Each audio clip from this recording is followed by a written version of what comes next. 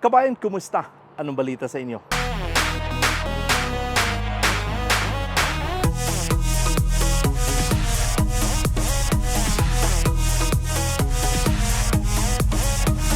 guys, ito ating pag-usapan ngayon ay itong ang mga trabaho opportunity dito nga sa Canada, no? So again, sa ating mga kababayan, mga job seekers na nagbalak ng mga trabaho opportunity sa Canada, pwede kayo mag-apply dito, no? Pwede kayo mag-cross country at again, ito po ay walang age limit ang Canada at wala pong placement fee ang Canada, no? Sinasabi ko po sa inyo na sana po ay magkaroon kayo ng mga magandang work experience at again, kung kayo man ay may mga qualification dito, subukan nyo mag-apply dahil ito pong agency ito ay sa Maynila lang at pwede kayo mag-apply dito sa mga sa trabaho na to, no? And again, sinasabi ko po sa inyo na sa mga ating mga kabayan diyan sa Middle East, sa Taiwan, sa Japan o sa Hong Kong o sa man lugar kayo, pwede kayo mag-apply at mag-cross country sa Canada. Pwede kayo pumunta sa job bank dahil doon po napakarami pong trabaho at yan po ay napaka legit ang mga agencies or mga employer dyan. Subalit siya sabi ko sa inyo lagi na kung sino man ang manghihingi sa inyong pera, mag-ingat po kayo dahil wala pong placement fee ang Canada. Subalit ito ngang processing fee, depende na po yan sa mga agency or ito ngang mga employer kung sila ay manghihingi dahil minsan sila po yung nanghingi, but again, depende na po yan sa kanila. So again, ito po ay pinagbawal po ng Canada na maningil ng placement fee dahil pinagbawal nga ito, no? At again, sasabi sa inyo na kung kayo man ay nagbalak ng mga trabaho opportunity sa Canada, ayusin nyo ang inyong mga qualification. Isipin nyo na kayo po ay talagang pupunta kayo ng Canada. Hindi po ito pupunta kayo ng kung saan-saan. But again, ito, sinasabi ko sa inyo na ang competition dito ay talagang napakalaki. Ang competition dito ay talagang napakataas. Subalit, sinasabi ko sa inyo sa ating mga vlog na sana po ipanoorin ninyo buo yung ating video dahil andito po lahat. Ano pong agency, ano pong trabaho, anong email nila kung kailangan, anong mga job description, anong mga requirements dito, no? Kasi kung hindi naman kayo nanonood ng ating mga video dito, talagang wala kayong alam, nagtatanong kayo paano mag-apply, how to apply. Ako po ay isang ganito, single man po ako, may passport po ako. It doesn't matter. Ang importante kung kayo ba ay qualify sa mga trabaho, kung kayo man ay nagbalak ng mga trabaho opportunity sa Canada, no? Kaya nga sinasabi sa inyo na mag-research kayo, magbasa kayo dahil ito pong ginagawa ko ay para sa inyo, hindi ito para sa akin dahil ako ay nasa Canada na, no? So again, sana po ay maisip ninyo, ako po isang vlogger lang at wala po akong affiliate ng mga agency, wala po akong alam sa mga connection sa mga agency na binablog ko dito. At ito namang mga trabaho dito nga sa Jobbank at Indeed, ito po ay nakikita ko at na-research ko at binabahagi ko sa inyo na sana po ay mapuntahan ninyo sila dahil kayo na po mag-apply, hindi na po ako, okay? Ako po ay nagbo-vlog lang. Subalit siya sabi sa inyo guys na dito sa Canada, talagang napakaraming opportunity. Subalit, ang dami pa rin natin mga kabayan na Koynoy, gusto silang magpunta ng Canada, subalit hindi nga sila qualify or mag-apply sila sa Canada, ang kanilang mga resume nga hindi ganun kaganda. At sinasabi ko sa inyo lagi na kung meron kayong mga kakilala ng mga English teacher na makatulong sa inyo, upang ayusin ang inyong mga resume, pagpatulong kayo. Or pumunta kayo sa Google, i-google nyo, Canadian resume, anong format dyan, makikita nyo. Nowadays, sabi ko sa inyo, wala nang lusot na mahirap, ganito, ang daming mga shaw-shaw na mga tanong na mga hindi ko kaya, ganyan. Nasa internet na lahat. Nasa website lahat. Paano magawa ng resume, paano magawa ng cover letter, andyan na. I-type in nyo na lang. Kaya nga siya sabi sa inyo, mag-research kayo. But anyway, again, sabi sa inyo guys, sana po ay ma-qualify kayo dito at subukan niyo kung kayo man ay qualify.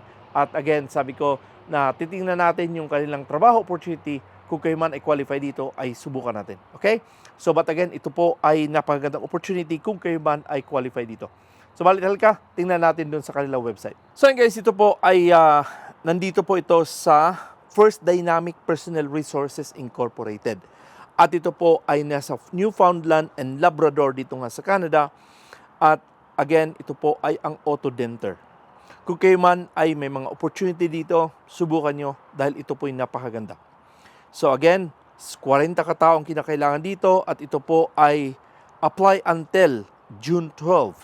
So again, sinasabi ko sa inyo, June 12, mahaba-haba pa to.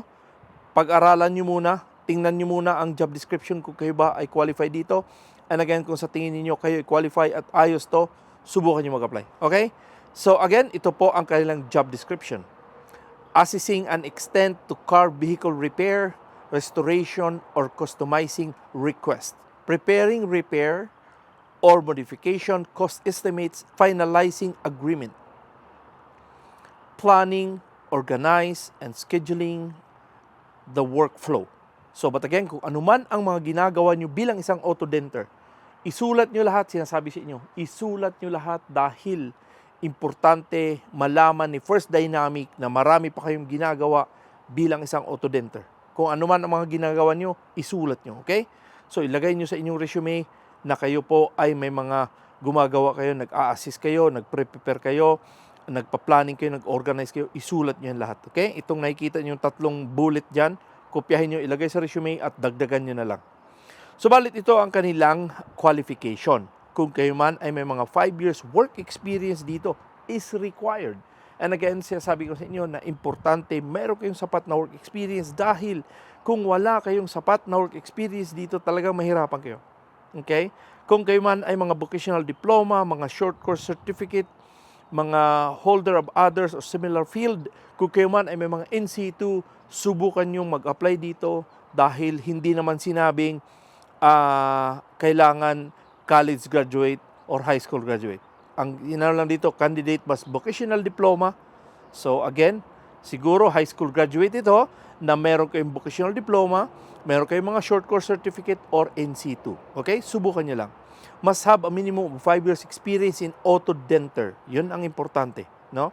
Ito yung kanilang additional information, restoring damaged vehicle to their original condition by removing dents, mending parts, removing rust, repairing scratch, and spray painting panel.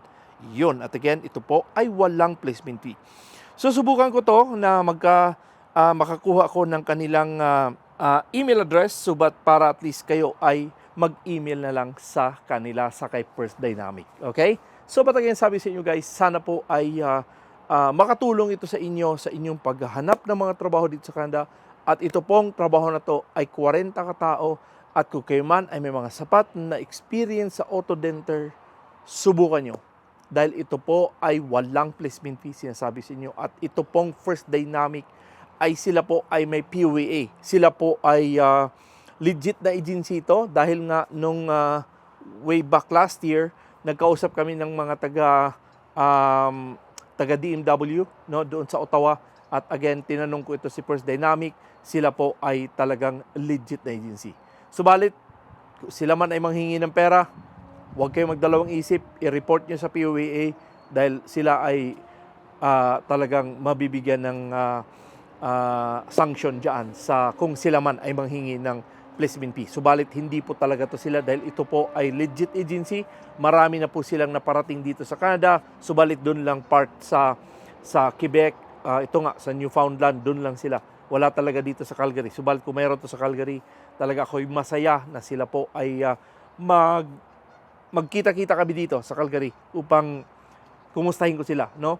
And again, doon sa ating mga videos, marami po akong mga videos sa ating YouTube channel. Sana po ay mapanood ninyo dahil huwag nyo sayangin itong mga videos ko. Sabi ko sa inyo, dahil ito po ay napakagandang opportunity.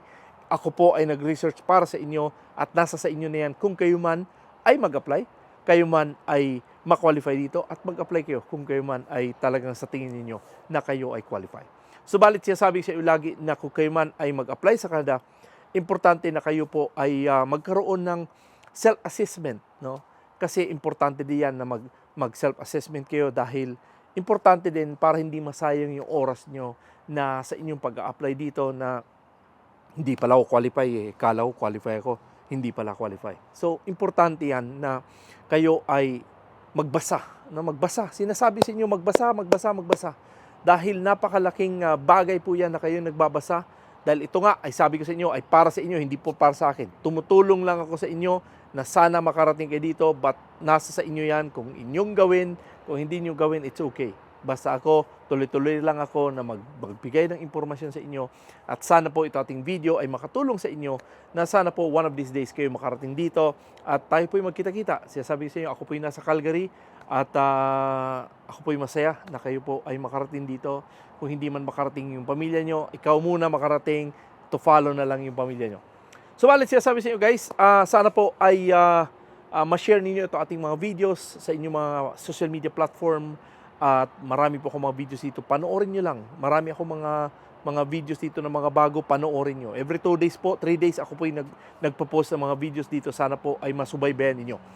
Subalit, sabi ko, kung kayo man ay mga baguhan lang sa aking channel, sana po ay makonsider i-like, i-subscribe, at huwag kalimutan lagi i-click ang notification bell para updated kayo tuwing meron ko channel. So ganun po guys, ako po ay nandito sa likod ng bahay namin at ito po yung Stony Trail, no? Napakaingay lang, subalit mas maganda dito dahil para at least may magandang view. Okay? So, but again, pwede nyo i-share to ating mga video sa inyong mga kaibigan at talagang sana magkita tayo next time sa ating next vlog. So, ganun po mga guys, maraming salamat ulit sa inyong panonood at subaybay sa aking channel. Ako po si Noy Tebs. God bless and have a wonderful day.